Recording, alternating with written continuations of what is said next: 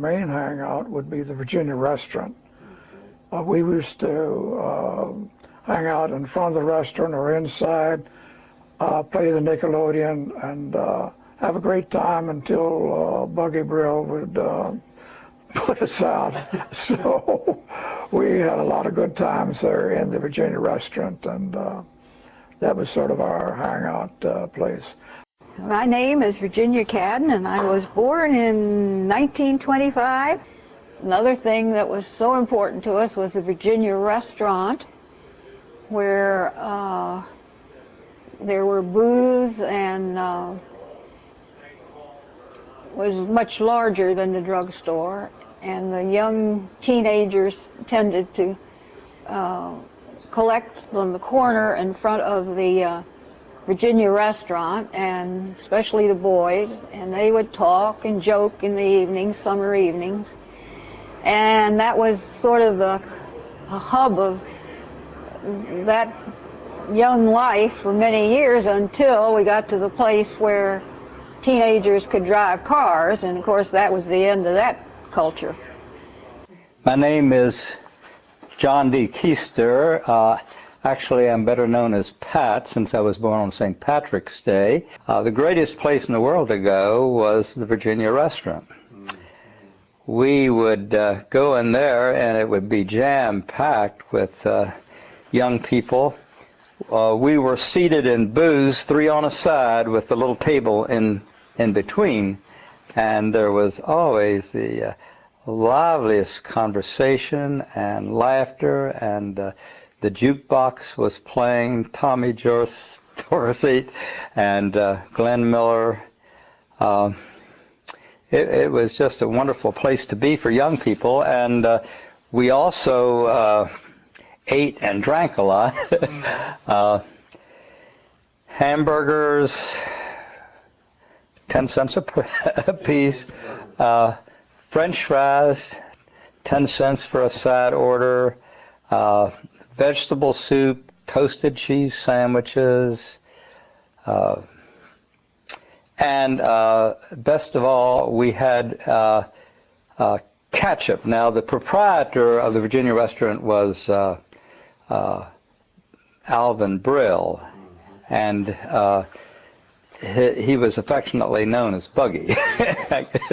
Everybody knew him as Buggy. And one of the things that and I'm going to tell a little bit more about him and what he served and so forth, but at this point, just let me mention the Buggy ketchup, because he had his own recipe, made his own ketchup, and when you would eat your hamburger, you would apply a squirt of ketchup for every bite. And so we would always down at least 1 bottle of ketchup for every table. And that recipe is still extant today, and people still make some of it. Really admire Alvin Brill for, he dedicated his life to that place, and his daughter said that was his life. He spent so much time there.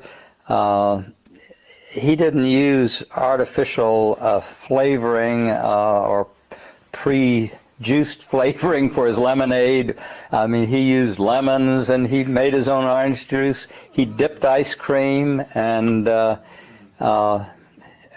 in fact, she said when he worked on his books, he always moved them up front so that he could look out and see everything that was going on, because he was so fascinated. His brother, Obie, presided over the kitchen. Oh, okay. And they were really famous for their food in a way. My wife stopped in when she was 12 years old, and of course had no links at all with Strasburg, and she was so surprised because they gave her a plate. She called it a wagon wheel plate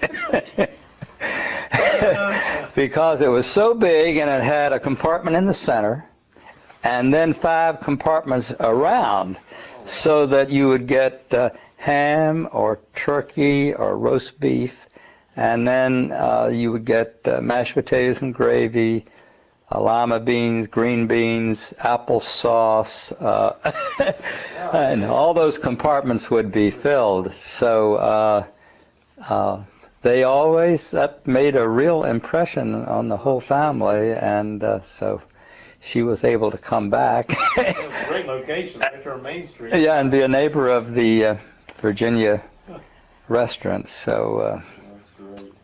and Obie worked back there. It was just hot as blue blazes, and but that was his life back there too. He, seemed to be happy.